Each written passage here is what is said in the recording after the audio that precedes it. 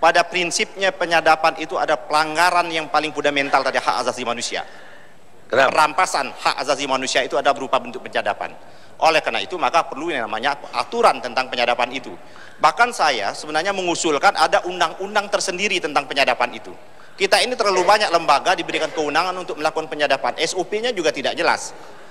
Kalau KPK, tadi saya ingin membicarakan KPK.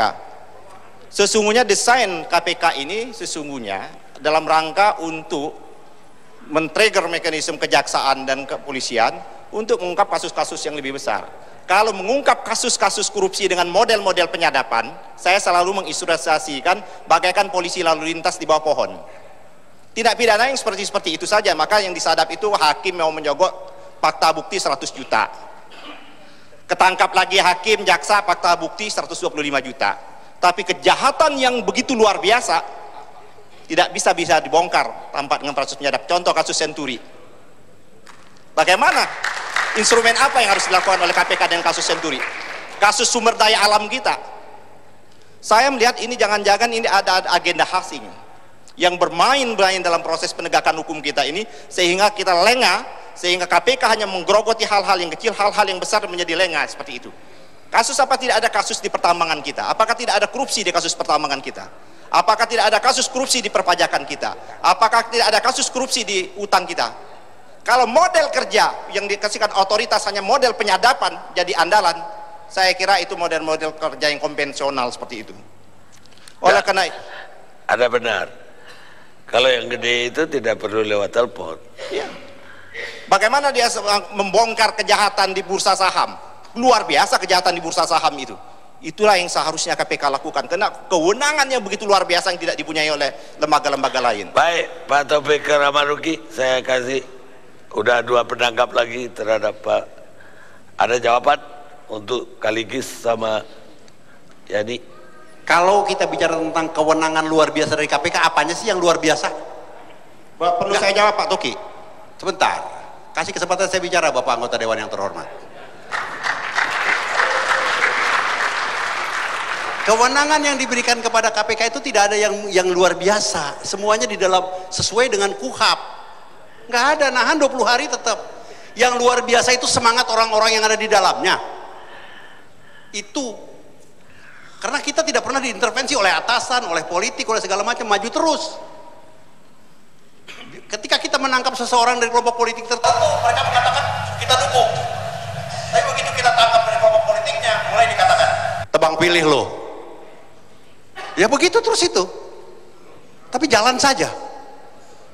Jadi kewenangan yang dimiliki KPK itu tidak ada yang luar biasa yang saya rasakan. Jangan terlalu bicara hal-hal yang di Hong Kong pun masih ada itu penyadapan. Penyadapan harus diawasi, iya. Supaya jangan setiap orang disadap. Sebab tidak mustahil ada orang-orang yang iseng kemudian menyadap omongan-omongan yang tidak perlu.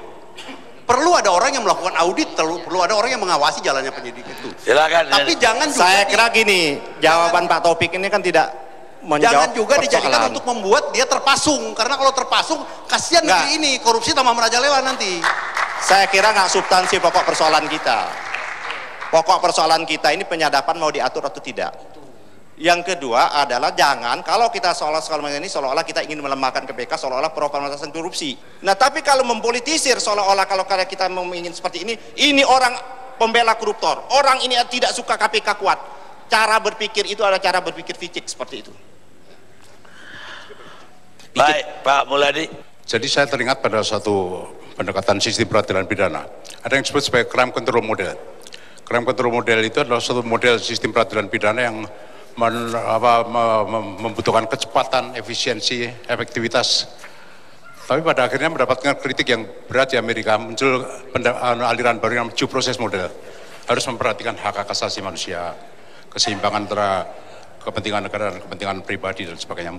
Dengan kasus Miranda Rule, aturan Miranda, jurisprudensi bahwa seorang yang diinterogasi itu diberi hak untuk diam, kemudian harus didampingi pengacara dan setiap pernyataannya dia harus hati-hati karena bisa menjadi penyebab memberatkan dia.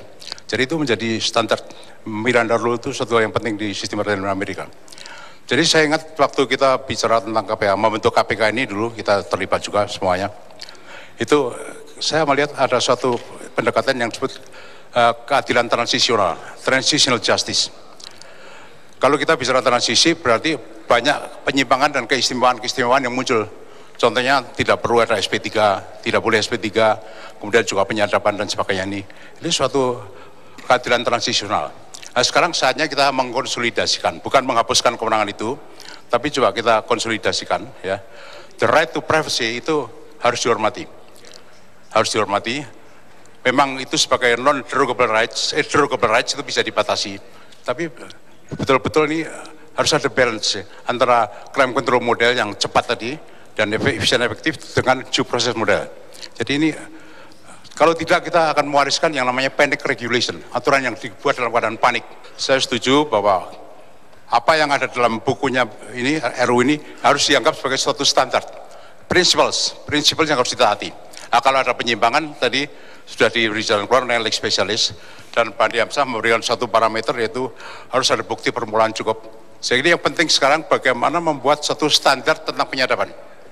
Yang jelas standar penyadapan, aturan tentang penyadapan dan standarnya bagaimana, kalau ada penyimpangan bagaimana, harus jelas.